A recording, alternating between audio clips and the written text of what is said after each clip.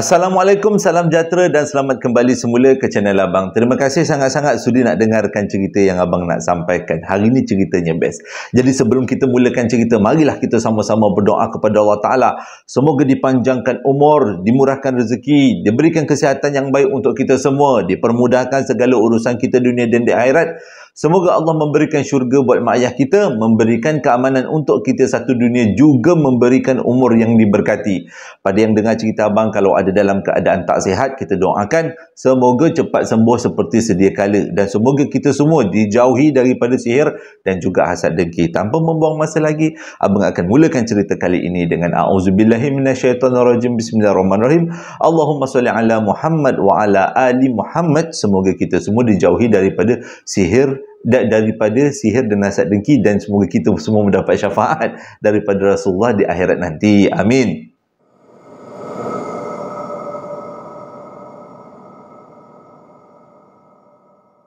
Cerita kali ini berlaku pada tahun 1983. Lama dah cerita ni. Ini waktu ni Abang kecil-kecil lagi ni. Yang sampaikan kepada Abang adalah seseorang yang bernama Kak Ros. Dia kata ini adalah pengalaman dia dan keluarganya dan juga jiran dia. Ceritanya, diorang ni duduk dekat satu kampung dekat utara tanah air. Abang pun tak tahu kat belah mana. Kak Ros tak cerita. Dia kata tak apalah, benda ni biar disimpan je. Yang penting iktibar cerita ni. Dia kata, ni berlaku dekat utara tanah air, dekat satu kampung terpelosok. Dia kata kampungnya dalam sangat.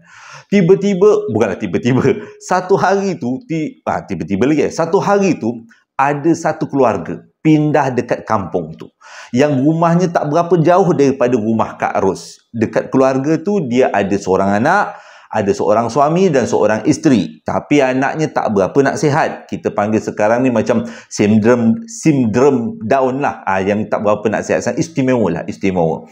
Jadi dia ada seorang anak istimewa. Jadi diorang ni orang-orang kampung ni tak adalah nak kepo-kepo sangat apa yang terjadi dekat keluarga tu. Tapi disebabkan mereka ni dah jadi satu kampung, dah hidup sama-sama, setiap kali kenduri ataupun apa-apa majlis, keluarga ni pun dijemput untuk menyertai orang kampung juga. Tapi si suami kepada keluarga ni memang selalu tak ikut apa-apa pun aktiviti kampung. Alasannya adalah kerja jauh, tapi tak tahulah kerja apa. Mungkin dia kerja kira buah harimau agaknya. Jadi yang selalu ikut serta adalah si isterinya. Jadi daripada isterinya lah mereka ni tahu sebenarnya keluarga ni bagaimana latar belakangnya. Yang si perempuan ni sebenarnya, si isterinya adalah mak tiri kepada si anak. Rupanya dia ni berkahwin dengan seorang duda yang ada seorang anak lelaki, yang anak lelakinya tak berapa nak sihat. Jadi tahulah latar belakang keluarga ni sedikit sebanyak. Disebabkan dah terlalu rapat, mak kepada Kak Ros ni memang selalu menjadi tempat rujukan si isteri ni tadi, yang digelar dengan nama Milah lah. Senang ceritalah, Milah. Jadi Milah ni selalulah datang rumah mak Kak Ros ni, ceritalah apa-apa yang dia nak luahkan. Yang dia nak luahkan selalunya berkenaan dengan ekonomi. Si suami ni kerja, tapi kerjanya selang belum.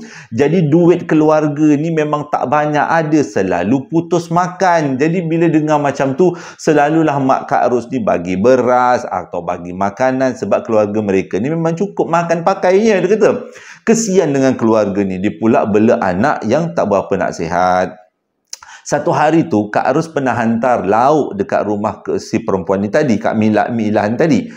Dan Kak Ros nampak kejadiannya memang sangat tak berapa nak menyeronokkan, iaitu si Milah tengah marah, tengah pukul anak yang sindrom Down tu tadi, yang menyebabkan si anak tu menangis-nangis. Jadi Kak Ros ni balik ni beritahulah dengan mak dia, tak sangka Kak Milah tu garang juga orangnya. Si budak tu dipukul-pukulnya. Jadi pada satu hari ni Kak Milah ni tak datang ke rumah Kak Ros. Jadi mak Kak Ros ni tanyalah, kau pukul ke anak orang tu? Dia kata memang pukul Kak. Dia kata saya ni tak tahan Kak, dengan duit tak ada, suami kerja macam haram. Dia kata lepas tu anak pula saya tak jangkalah saya akan kahwin dan dapat macam ni. Dah lah pada waktu tu dia kahwin umur dia dah 30-an. Kalau di zaman itu dikira sebagai andartu, orang yang lewat kahwin lah kan. Jadi dia kata tak sangkalah dia kahwin macam ni. Jadi Si kata mak Kak Ros ni kata, kalau daripada kau pukul-pukul orang tu, kau dah tak nak bela orang tu, baik kau cerai je dengan laki dia, kau hidup sendiri. Dia kata daripada kau pukul, kau dapat dosa. Dia kata tak boleh nak cerai Kak, sebabnya ini baru ceritanya, permulaan dia masuk. Sebabnya dia kata, saya ni sebelum ni memang berat jodoh. Jadi saya ni banyak jumpa bomoh Kak, dia kata. Jadi dalam banyak-banyak bomoh yang saya jumpa tu, dia bagilah saya amalan. Cumanya dia kata, kalau ada orang yang masuk meminang, kau kena terima. Itu adalah jodoh kau. Tapi kau tak boleh putus dengan jodoh ni. Nanti akan ada banyak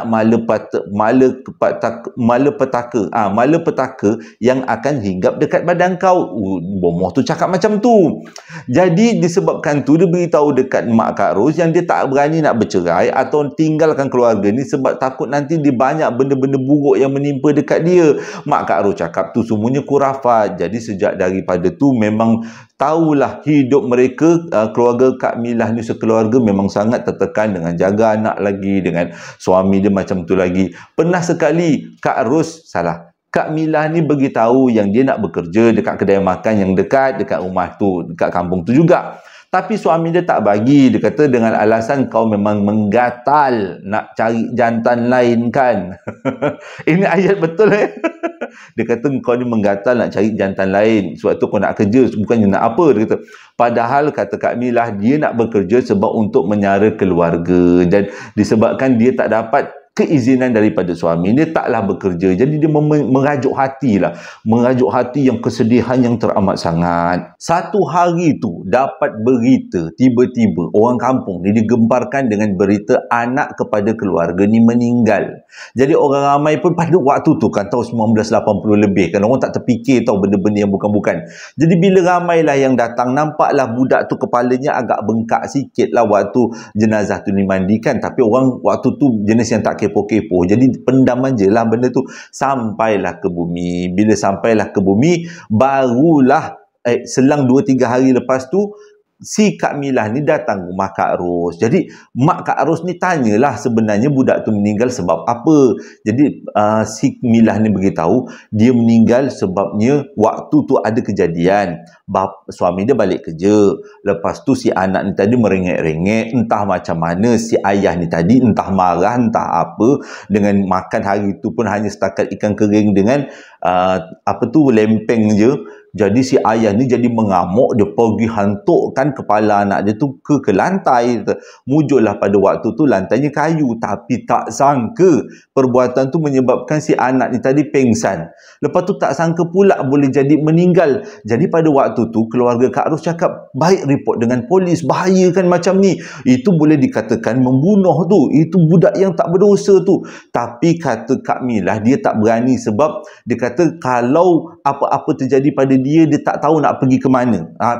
Dia berkahwin dengan orang tu pun sebabkan itu dah jodoh dia. Dia tak tahu ke mana-mana kalau orang tu tak ada. Okeylah, tapi kata-kata Kak Ros, mak Kak Ros kata dia dah tak bertanggungjawab lah. Dia kata dia dah nasihatkan untuk reportkan benda ni ke polis, tapi Kak Milah tak nak alang kau lah. Dia kata waktu-waktu tu bukan zaman sekarang tau. Keadaannya berbeza tau. Jadi kita jangan fikir report polis. Jangan. Itu zaman dulu, lain ceritanya. Okey. Jadi pada satu hari tu, dah lama si Kak Milah ni tak datang rumah. Menyebabkan mak Kak Ros suruh Kak Ros pergi tengok. Bila dia pergi tengok, rumah tu memang tunggang langgang dan dengar suara suaminya menjerit-jerit, mengamuk, menangis, menjerit macam orang hilang akal. Jadi pada waktu tu risau juga. Kak Ros ni pun ketuklah pintu. Yang buka pintu ni Kak Milah. Dia cakaplah, makin salam ni bagi lauk je kan. Jadi Kak Milah kata dia dah nangis-nangis pada waktu tu. Dia kata nanti bila petang-petang sikit dia datang nak jumpa dengan mak Kak Ros. Jadi petang tu dia ni tunggulah, tujuan tunggu ni kata Kak Ros, dia nak tahu cerita apa sebenarnya yang terjadi. Lelaki tu mengamuk-ngamuk, suami kepada Kak Milah tu mengamuk-ngamuk, kenapa pula? Jadi petang tu Kak Ros pun datang. Salah. Bila banyak sangat watak, memang abang lupa. Okey, boleh. Kak Milah datang. Petang tu Kak Milah pun datang rumah Kak Ros.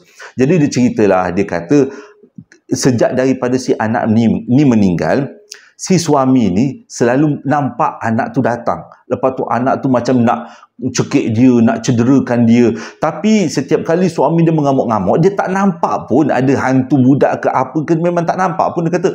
Tapi suaminya mengamuk-ngamuk, suaminya seolah-olah dia nampak benda tu, anak dia nak cekik dia. Jadi pada waktu tu mak kepada Kak Ros ni bagi cadangan lah, apa kata kau panggil bomoh ke apa ke, imam ke, supaya kena mengekang benda ni. Kata Kak Milah, dia tak nak panggil, satu sebab dia tak ada duit nak panggil. Nanti kan kalau panggil bomoh kan ada pengerasnya, mana nak cekau duit kan. Jadi yang keduanya dia kata benda ni adalah masalah keluarga dan dia tak nak apa yang terjadi pada suami dia, iaitu menghantukkan kepala anaknya ke lantai yang menyebabkan kematian. Benda tu akan terbongkar, nanti dia tak ada suami, dia nak ke mana dia kata. Jadi itulah yang menyebabkan dia tak nak mengadu ataupun panggil bomoh ke mana-mana.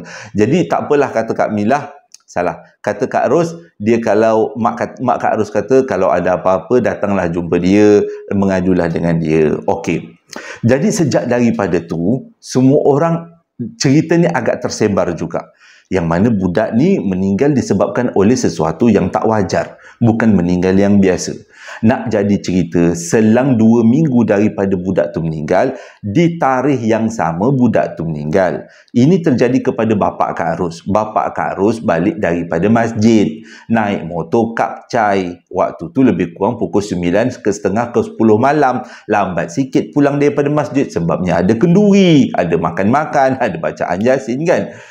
Jadi waktu bapak ni balik, melintaslah depan rumah suami isteri ni tadi, rumah si Kak Milah dengan suaminya. Tiba-tiba dia nampak ada budak berdiri tepi jalan. Dia tak terfikir budak tu siapa, sebabnya anak kepada pasangan suami isteri ni memang jarang-jarang keluar rumah. Jadi orang kampung macam agak tak sedar tentang kewujudannya. Yang si bapa kepada Kak Ros ni, dia tak fikir pun siapa budak tu. Dia berhenti dekat depan budak tu. Dia tanya budak tu kenapa berhenti tepi jalan, pergilah masuk dalam rumah. Tiba-tiba budak tu terbang hinggap dekat belakang badan kepada bapa Kak Ros. Bapa Kak Ros cempak motor, dia berlari balik ke rumah. Sampai rumah orang tua tu setengah mati, kata Kak Ros. Dia pula ada darah tinggi, tercungap-cungap, sik baik tak meninggal, umur panjang ni. Waktu tu lah sekarang meninggal lah, kata Kak Ros. Jadi waktu tu kecoh lah cerita tentang si atuk ni tadi, bapa kepada Kak Ros ni, nampak penampakan apa tu, makhluk roh yang macam roh budak tu tadi ada dekat depan rumah tu. Kira macam terheboh jugalah. Jadi sejak daripada tu ramai orang tak berani nak lalu depan rumah tu tadi, rumah, sebab takut kalau terserempak dengan makhluk-makhluk tu. Dan sejak daripada tu ramai juga orang yang bagi tahu nampak kelibat-kelibat hantu budak kecil di sekitar kampung. Mula-mulanya jadi sikit, tapi disebabkan dah ramai sangat dan jadi saksinya yang menyebabkan orang-orang kampung lain pun jadi takut lah kan. Ini pula bukan kampung-kampung tepi jalan, ini maksudnya bukan kampung-kampung yang di tepi bandar, ini kampung-kampung ke dalam. Cerita-cerita macam tu memang cukup menakutkan lah. Disebabkan tu mesyuarat diadakan, pakat-pakatlah orang kampung, buat bacaan Yasin ramai-ramai. 7 hari akhirnya gangguan tu pun hilang. Selepas kejadian hantu budak kecil tu pun hilang, tetap juga orang kampung tak berani nak lalu depan rumah tu. Jadi apa yang terjadi dekat rumah tu memang tak ada siapa yang tahu, sehinggalah heboh berita ada budak nampak lelaki ataupun suami kepada keluarga tu meninggal dunia dalam rumah. Nampak dia tertongging. Jadi sepanjang sebelum orang jumpa memang selalu dengar suara lelaki ni menjerit-jerit. Jadi bila dapat berita yang si lelaki ni meninggal, mereka ni semua datanglah ke rumah tu. Dan memang betul lelaki dia meninggal, bininya tak ada, hilang tak ke mana. Jadi diuruskanlah suami tu sampailah ke pengkebumian. Ingatkan habisnya dekat situ. 7 hari 7 malam orang dengar suara lelaki menangis dekat dalam rumah tu. Memang orang tak berani melintas. Nak pula rumah tu dekat-dekat kawasan hujung. Kalau nak pergi kebun aja boleh melintas dekat rumah tu. Itu pun dikatakan sebagai jalan pintas. Tapi kebanyakan orang memang tak berani nak melintas dekat rumah tu. Rumah tu bukan rumah dia, dia sewa rumah tu. Tak tahulah siapa punya rumah. Dulu adalah tuannya, tapi tuannya dah meninggal, anak-anaknya disewakanlah rumah tu. Jadi sejak daripada tu orang tak berani melintas depan rumah tu. Dan 7 hari 7 malam orang dengar suara lelaki lelaki tu menangis. Mana pergi isterinya? Dengar cerita isterinya dah kahwin lain. Dia tinggalkan suami dia. Dia dah tak tahan agaknya hidup dengan menjerit-jeritnya, dengan jadi mangsa pukulnya. Lepas tu suami dia pula selalu nampak benda-benda yang bukan-bukan. Dia tinggalkan isteri dia. Salah, dia tinggalkan suami dia. Selepas ditinggalkan tu barulah suami dia dijumpai mati. Dengar cerita dia dah kahwin lain, tapi dia kahwin juga dengan duda, anak ramai, anak dah besar-besar. Dengar ceritanya pula sebelum dia meninggal dia jadi janda kaya sebab suami dia meninggal tinggalkan banyak harta, anak-anak pula dah besar, dah ada kehidupan sendiri dekat Kuala Lumpur, dia kata. Jadi dia pun meninggal dalam keadaan yang senang jugalah. Jadi apa yang dikatakan oleh bomoh dia tu jangan bercerai sebab nanti ada malapetaka, memang tak ada, tu semua kurafat dia. Cuma kejadian kali ini memberikan pengajaran supaya apa yang berlaku pada kita semua dah ditakdirkan oleh Allah Ta'ala dan kita kena terima. Cari jalan penyelesaian kalau ada masalah. Banyakkan mengadu. Tanya dengan orang yang lebih pakar.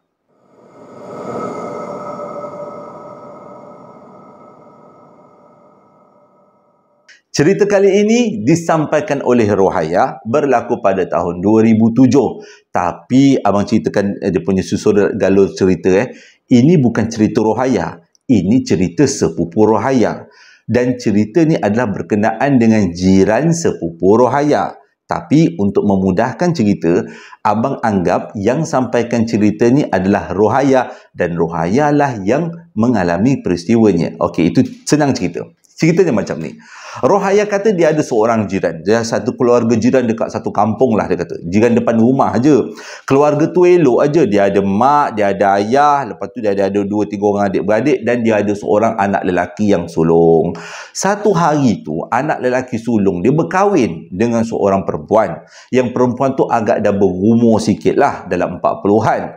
Itu menjadi berita yang sangat mengejutkan. Sebabnya si anak lelaki ni mengikut kata Rohaya sangat handsome, segak dan orangnya kata berduit lah, kerja kerajaan.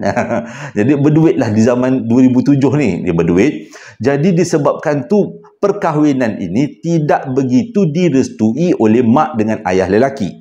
Dia fikir anak dia mungkin patutnya dapat jodoh yang lebih baik, yang lebih cantik dan yang lebih muda. Tapi si anak ni tadi memilih seorang perempuan walaupun masih lagi anak dara tapi dah berumur 40 tahun. Jadi tak berapa nak ngam lah keluarga ni ceritanya. Satu hari tu, emak kepada si lelaki ni datanglah ke rumah Rohaya. Beritahulah dekat rumah Rohaya, dekat mak Rohaya, mak bapak Rohaya. Dia kata dia syak bini kepada anak dia ni main hantu. Ada sakalah lebih kurang macam tu. Ataupun main nasi kangkang, sihirkan si suami. Jadi diorang keluarga Rohaya ni terkejut lah. Dia kata janganlah cerita benda-benda yang bukan-bukan kalau tidak pasti. Tapi si emak lelaki ni cakap memang nampak sangat lah anak dia ni memang kena guna-guna. Okey, apa buktinya? Dia kata buktinya yang pertama, anak dia ni kerja jauh, lebih kurang 1.5 jam perjalanan daripada rumah ke tempat kerja. Tapi setiap kali rehat, anak dia boleh balik rumah, makan dekat rumah, makan masakan yang dimasak oleh isterinya dan dia tak makan masakan yang dimasak oleh maknya. Kalau mak dia masak, dia tak nak makan. Dia kata, biar bini dia masak, dia nak makan. Mula-mula nampak macam normal, tapi dah lama-lama macam tak normal. Bayangkan setiap kali pergi kerja, balik kerja, apa pun, ke mana pun suami dia pergi, suami dia pasti akan telefon bini dia. Bila mak dia tanya, engkau ni kenapa layan bini kau ni memang pelik sangat, sayang sangat. Dia kata memang sayang, tak boleh nak tinggal lah. Kalau ke mana-mana, kalau dalam jamban pun nak, kalau boleh nak bawa gambar isteri lah. Pernah dengar kan cerita tu? Kalau nak dalam zaman pun nak bawa lah gambar pasangan ni tadi. Sebab tak boleh nak berenggang. Dia kata seronok sangat, suka sangat lah. Dia kata sayangnya tak boleh nak berbelah bagi. Mak dia kata sayang tu boleh berpada-pada. Tapi kalau kau nak dalam tandas pun kau nak bawa gambar, itu nampak macam kau ni kena buatan. Dia kata. Jadi setiap kali mengadulah si emak ni tadi dengan mak kepada Rohaya. Mak Rohaya kata relax lah kak. Dia kata ini semua awal-awal je kahwin. Lama-lama nanti awal-awal awal-awal wangi, lama-lama busuk lah, dia kata. Tapi tak kunjung busuk, tetap juga hubungan dia orang makin lama makin teruk, sampaikan si anak lelaki ni selalu ponteng kerja sebab dia kata tak sanggup berpisah dengan si isteri. Mak pula dengar, sakit hatilah dengar. Jadi satu hari tu dia cakap dengan anak lelaki dia kata, mak rasa kau ni dah kena guna-guna, dah kena nasi kangkang, dia kata. Anak dia marah lah, dia kata, mak tak baik cakap macam tu, walaupun isteri saya tua tapi saya tak nampak dia tua, saya nampak dia adalah perempuan paling cantik dekat dalam alam sejagat ni, dia kata. Jadi mak jangan tuduh yang bukan-bukan. Isteri saya masak sedap, kenapa saya tak nak makan masakan mak? Sebab masakan mak dah tak sedap sesedap masakan isteri saya. Isteri saya yang best of the best lah, dia kata. Sakit hati mak tu dengar. Macam best sangat, macam cantik sangat kau punya bini tu. Bini kau dengan mak masih muda, jauh macam langit dengan bumi. Mak dulu ratu kebaya, bini kau itu abang tambah. Dia cakap macam tu lah kan. Maksudnya dengan kata lain, tak ngam lah mak mentu ni dengan menantu tu tadi. Nak jadi cerita, satu hari mak dia sakit. Sejak daripada tu hubungannya tak rapat tau. Jadi satu hari tu mak dia sakit, panggil lah, bukan ustaz tau, panggil bomoh. Jadi panggil bomoh. Bila dia panggil bomoh tengok aja dekat tangan, dekat kaki, dekat leher ada lebam. Yang paling lebam banyak tu dekat ibu jari kaki. Jadi bomoh dia kata, pelik ni, dia kata, macam ada yang tak kena, marilah, kata, saya bacakan mentera, dia kata. Ni bukan ruqyah, ni mentera, dia kata. Jadi bacalah mentera. Waktu nak baca mentera tu dia tanya dengan makcik tu tadi, kak, saya nak baca mentera ni, mentera saya ni level pertama. Jadi level pertama tu tak nampak apa-apa, dia kata. Jadi kalau akak nak level kedua mentera, akak kena bayar tambahan sikit lah. Berapa tambahannya? 200, kata. Okey, 200. Saya ambil level yang kedua. Jadi dia baca mentera level kedua. Tak nampak juga akak, dia kata. Benda ni memang tertutup rapat, dia kata. Okey. Jadi nak buat macam mana tuan bomoh, dia kata. Macam ni, akak bayar 1,000. Nanti saya baca mentera yang tinggi, nanti saya boleh nampak siapa yang kacau akak. Jadi yang si makcik ni pun, dia pun ada kebun kan, duit orang-orang kampung kebun duit banyak. Dia bagilah 1,000 dekat bomoh ni. Jadi bomoh ni bacalah mentera tingkat tertinggi. Lepas tu dia kata, saya tahu akhirnya siapa yang buat ni. Ini semua disebabkan oleh menantu akak. Pada waktu tu menantu tu ada kat rumah tau. Dia kata menantu akak ni ada membela. Dia yang hantarkan semua ni kepada akak, yang menyebabkan akak punya badan lebam-lebam. Itu semua digigit oleh hantu, dia kata. Jadi pada waktu tu si mak ni, lagilah dia punya kebenciannya kepada si menantu ni tadi bertingkat-tingkat lah tingginya. Pada waktu tu menantu menafikan. Dia kata tak ada. Dia orang moden. 2007 mana dia main hantu-hantu lagi. Disokong pula oleh suami dia. Betul, mak yang sengaja memang tak suka dengan bini saya. Mentang-mentang lah saya ni kahwin dengan bini yang lebih tua. Macam-macam fitnah mak buat dekat saya. Merokot hati orang tua tu, sakit hati bila dengar tuduhannya. Bukanlah tuduhan, apa yang diberitahu oleh bomoh disangkal bulat-bulat oleh anak dan menantu. Mak dia berdoa. Mak dia cakap macam ni. Okey, waktu tu bomoh dah balik lah kan. Mak dia cakap, kalau betul lah bini kau yang buat, mak dia kata, satu hari nanti mak doa supaya kau terbuka mata kau ni, bukan ditutupi lagi. Okey. Nak jadi cerita, satu hari tu anak dia balik kerja. Bila anak dia balik kerja, anak dia nampak ada satu makcik rokes duduk berlenggang-lenggang depan rumah. Maksudnya berjalan-jalan, melintas-lintas, berpusing-pusing. Gembira lah. Jadi pada waktu tu si anak jadi ketakutan. Lepas tu dia tak tahu nak buat apa. Bila benda tu nampak, yang si suami dia nampak, dia terus berlari masuk dalam rumah. Terbang masuk dalam rumah, masuk dalam bilik dia. Jadi dia buka bilik dia tengok ada bini dia tengah bersolek. Pada waktu tu dia tanya dengan bini dia, aku nampak tadi ada makhluk perempuan masuk dalam ni. Siapakah dia? Adakah kau ada membela makhluk-makhluk alam lain? Jadi bini dia cakap, tak ada bang, tak ada, sumpah bang, tak ada bang. Saya tulen bang. Saja jadikan lucu. Pukul 2 pagi, gila tak lucu. Kan jadikan cerita seram kan, abang pula yang huru-hara nak cerita. Okey. Jadi kata, tak ada bang, tak ada, memang saya tak ada bela apa-apa. Jadi pada waktu tu si suami dah rasa goyah tau. Dia cerita dengan mak dia. Dia kata, mak, betul lah mak. Dia kata, saya rasa macam bini saya ada yang tak kena. Ni sebab Kak Rohaya ni tahu sebab dia jiran lah kan.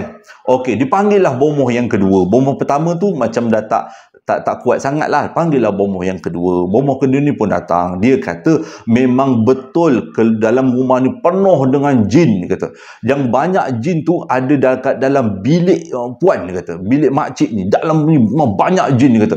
Jin ni dihantar tu oleh menantu makcik. Sekali lagi menantu tu dituduh. Pada waktu tu makcik tu dah memang dah nangis-nangis. Ada kata tolonglah halaukan jin-jin tu. Tu bomoh tu cakap macam ni. Kalau saya halau, saya ni ilmu memang ada. Tak boleh halau. Tapi halau tu agak makan masa dan mungkin orang-orang tetangga akan terkena tempiasnya. Dia kata macam tu. Kata makcik tu tak ada, tak kisahlah. Yang penting dalam bilik tidur saya tu dihalaulah segala jin tu. Kata.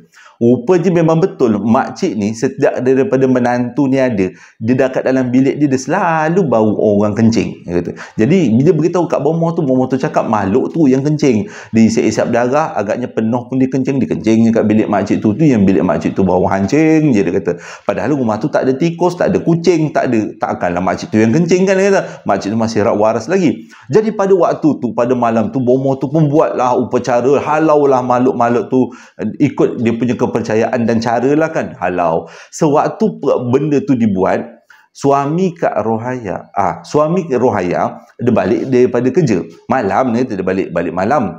Waktu dia balik tu, dia kata dia melintas dekat depan rumah jiran tu tadi, nampak wujud rumah tu macam kecoh-kecoh, orang buat bacaan-bacaan pelik-pelik. Jadi dia pun malah nak kepoh-kepoh, dia pun masuklah dalam rumah. Bila dia masuk dalam rumah, dia rasa macam ngantuk sangat. Dia nampaklah Rohaya tengah tengok TV. Dia kata dia tak nak makan malam, dia nak tidur. Jadi dia siap-siap nak tidur. Waktu dia nak tidur, tiba-tiba dia menjerit.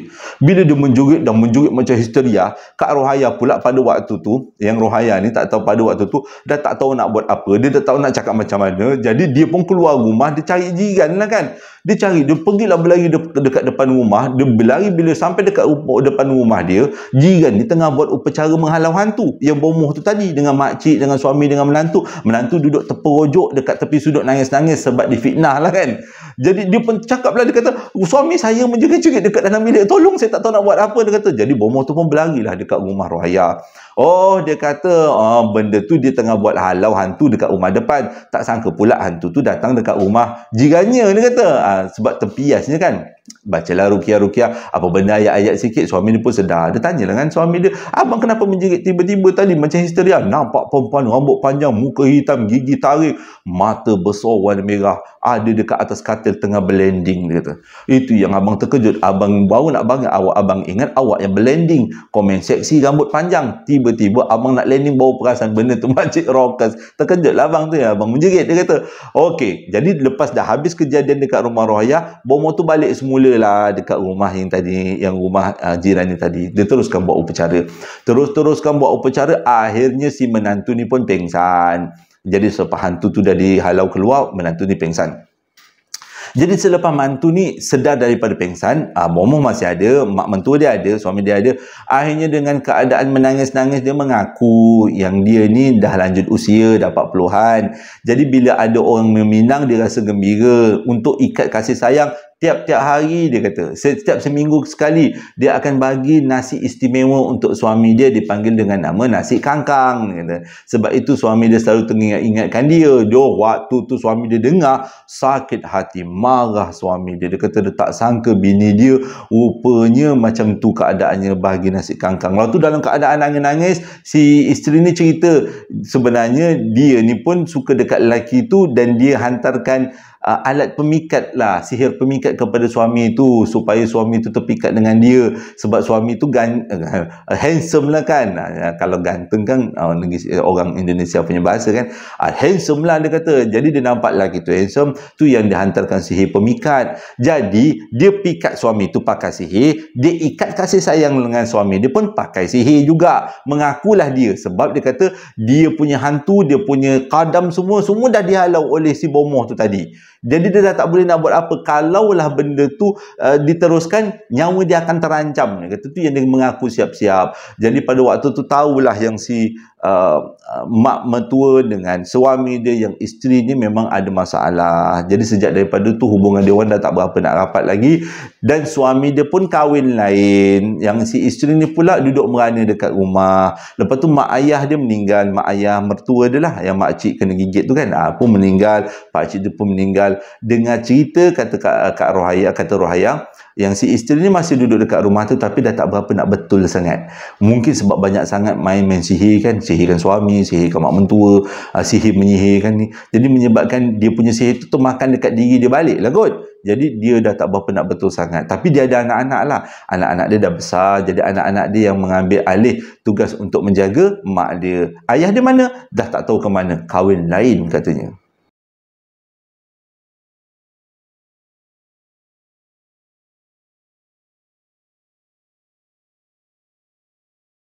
Terima kasih sangat-sangat sudi dengarkan cerita yang abang sampaikan. Moga-moga ceritanya menjadi iktibar, pengajaran dan hiburan untuk kita semua. Jadi untuk hari Jumaat, Sabtu dengan Ahad abang berehat dulu sebab nak ada urusan. Jadi nanti abang sambung ceritanya pada hari Isnin nanti. Jumaat, Sabtu, Ahad tak ada cerita. Ini cerita untuk hari Khamis ni abang rakamkan. Hingga berjumpa lagi dalam hari yang akan datang. Assalamualaikum warahmatullahi wabarakatuh.